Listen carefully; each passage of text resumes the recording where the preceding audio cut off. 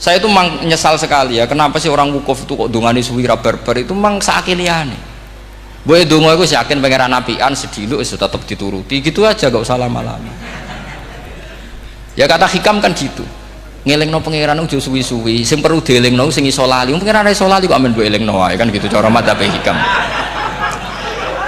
Makanya kata madzhab hikam kan gitu, wa inna ma yunabbahu man yajuzu alaihil ikhfal, yang boleh diingatkan yang mungkin lupa. Tapi kalau masih ingat ya sudah tidak usah diingatkan lagi. Doa itu sekali saja. Saya ini termasuk korban kitab hikam. Loh, saya itu berkali-kali ke Mekah. Itu saya kalau dongo itu pertama di Multazam berdoa. Itu saya sebagai santri, ya pas di Multazam ingin berdoa lagi. Tapi mesti spontan itu ingat hikam. Yang boleh diingatkan yang mungkin lupa. Akhirnya bilang, ya sudah tadi Gusti, ya gitu dok. Di putaran ketiga bilang, tadi loh Gusti, ya gitu terus. Karena memang saya malu mengingatkan zat yang nggak mungkin lupa. Tapi sampean jangan ikut saya, ini kriminal. Ini termasuk sisi-sisi kriminal ilmu saya. Tapi ilmunya ada, sampean cari di hikam. Wa inna ma yunabbahu man yajuzu alihil ikhfal. Yang boleh diingatkan yang berpotensi lupa. Mungkin Anda punya dalih, wah aku dongo mau nunjukno butuh Gus, tapi ra kepen disembadani. Ya alhamdulillah aku yang ngono. Tapi tak pikir makom sampean tidak seperti itu, tetap kepengen disembadani. Lalu pertanyaannya kemudian, kalau kita ngikuti fikih sebetulnya nggak perlu menumpuk di Arafah. Sama cari di takrib, di muin, di semua bab fikih, wukuf di Arafah itu sah dan tidak perlu muksun walau mutarodidan, meskipun hanya jalan-jalan. Bahkan di Fathul Muin diberi walau lagi, walau fitolabi abidin, moro Arafah be golek duit ceblok atau golek apa ya wis sah. Lu andai kan semua melakukan itu mau ngesif muter saja kan selesai kan. Mari terus dodongkrok di situ lama-lama.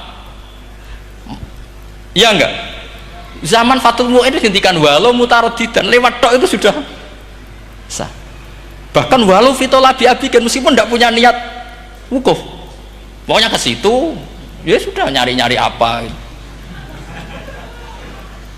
Sing mari menumpuk gara-gara semua itu ingin ideal. Wah mumpung di Arafah, ngentekno Tegal, ngentekno sawah, wah sudah. Makanya kalau haji itu sama orang yang ngedol Tegal mesti seru itu. Wah itu nangis ya. Haji be orang alim atau orang KBIH gak iso nangis karena malah badi kan, dia kan nggak pati iso nangis mesti itu.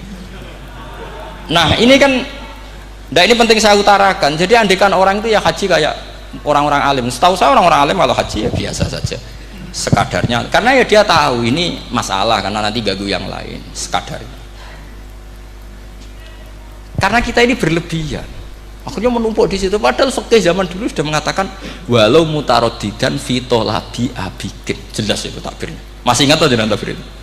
Harus ingat kalau. Jadi ini kan problem kita lagi-lagi tidak hafal, kita tidak menguasai ngotok fikih. Saya dulu sinau Fathul Mu'in, makanya Gus Zofur itu cerita, kita ini hidup, Gus Zofur sering cerita ke saya, kita ini hidup berkah Gus. Zaman saya jenengan itu rata-rata teman-teman Fathul Mu'in itu setengah hafal i'anah. Ya karena kompetitornya ya baik, peminatnya ya baik. Dulu saking senengnya Gus Naji sama ilmu itu, beliau pernah ikut Fathul Mu'in era saya. Padahal sudah dari Mekah lama, saking senengnya ilmu. Jadi kita dulu biasa diskusi dengan Gus Naji, dengan Gus Zofur, karena saking senengnya ilmu. Ya itu tadi, karena memang ilmu itu asik. Tapi kita ini belajar fikih itu tidak seperti itu. Kita sudah kayak, ya sudah kayak orang-orang yang nggak mau fikih. Wong nak ndonga ning Arafah gini-gini terus, ya hanya gitu-gitu dok. Tidak mikir kalau ganggu orang lain itu begini juga dipikir. Itu satu. Jadi menurut saya sampai jangan pernah terlintas bahwa pendapat jil atau apa saja itu pendapat. Walaysa kullu khilafin ja'a mu'tabaro illa khilafal ladzi hadzu minan nadhari. Tidak semua khilaf itu kita hitung khilaf kecuali yang kualitasnya sama. Kecuali begini kualitasnya agak sama. Misalnya sholat jenazah. Sholat jenazah itu trennya kan mayit di depan, terus imamnya itu di belakang. Nah itu boleh, ada ulama mengatakan nggak apa-apa. Sholat jenazahnya di depan, mayit imamnya di jenazahnya di belakang, imamnya di depan. Meskipun itu tidak lazim, tapi masih masuk akal. Itu tadi fa'innal janazah laisat bimanzilatil imam. Piye jenazah ora imam wajib kok ngarep. Alasannya apa? Loh itu tidak orang liberal, itu kitab mahalil. Kaul awal jenazah harus di depan, kaul sani tidak harus. PP jenazah itu tidak imam. Coba alasannya di depan apa? Dia tidak imam. Kalau seperti itu masih khilaf karena sama-sama ulama. Dan khilaf ini dipraktekkan, tapi jangan di sini loh ya, ini jadi fitnah. Saman tak cerita nih, saman kalau haji itu tiap ba'dal maktubah ada sholat jenazah enggak? Enggak, saman jawab saja. Yang pernah haji, tiap maktubah kan ada sholat jenazah. Itu jenazahnya di depan apa di kamar mayat? Itu bukan goib loh, orangnya masih belum dikubur.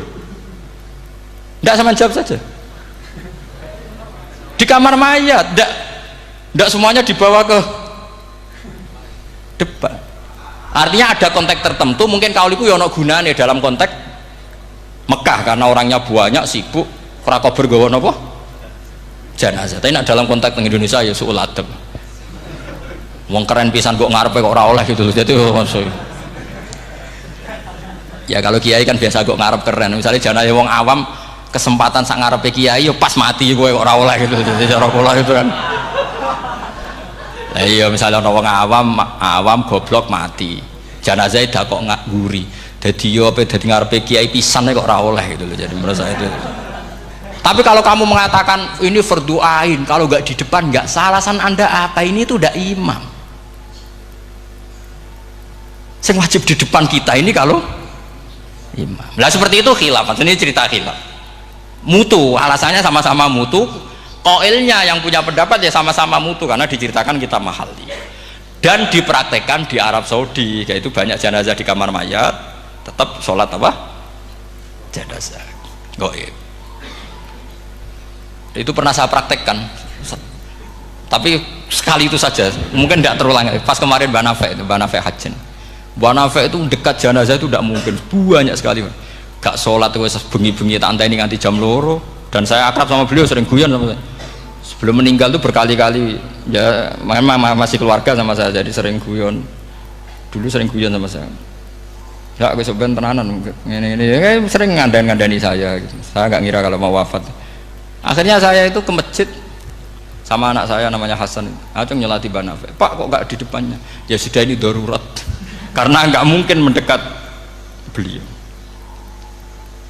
Jadi ya itu tadi buktinya sholat goib. Sholat goib juga misalnya orang Kediri boleh nggak nyolati orang yang mati di NTT yang lebih timur, boleh nggak? Boleh, padahal mayatnya di belakang karena memang tidak imam. Lah kalau seperti itu khilaf, ini cerita kalau seperti itu khilaf, meskipun agak-agak kontroversi tapi kualitasnya masih waras lah, masih bagus. Sama kalau nggak percaya cari di Mahali di bab jenazah. Kalau mahalnya ada di Qalyubi, tapi jelas saya yakin itu ada. Saya tidak donan yakin ya. Kalau nu mulang loh, ya mulang terus tidak punya masalah ingatan, jadi ingat betul kalau takbir itu ada gitu. Jadi saya ingat betul kalau takbir itu ada.